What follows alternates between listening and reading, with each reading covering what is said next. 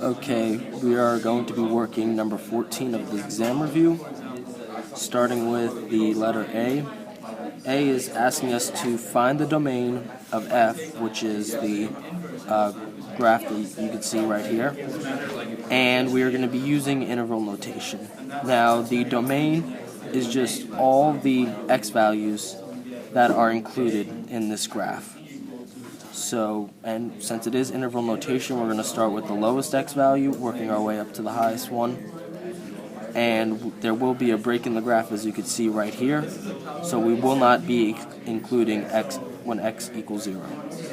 Okay, so let's get started.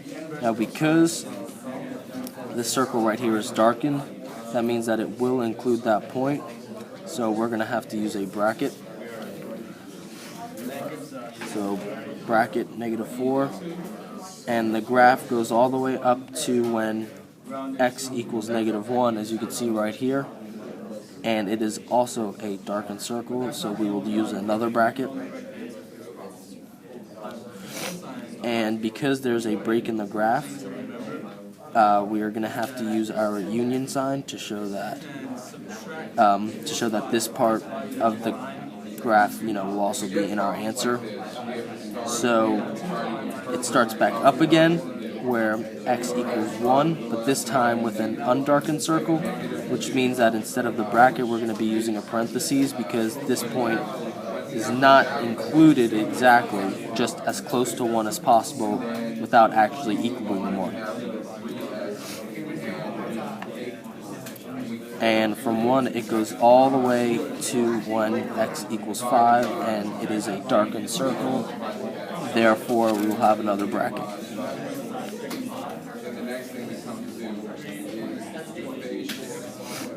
Okay, now letter B is asking us to find the range of the graph, also using interval notation. So we're going to use the same method, except instead of finding all the x's that the graph includes, we're going to find all the y's.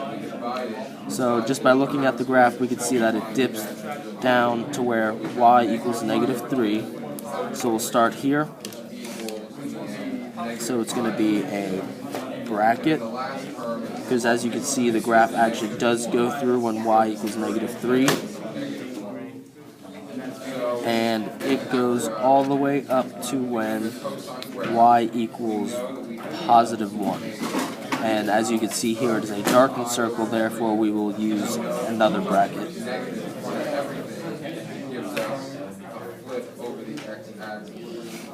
And there's another break in the graph, and we will have to use our union symbol again.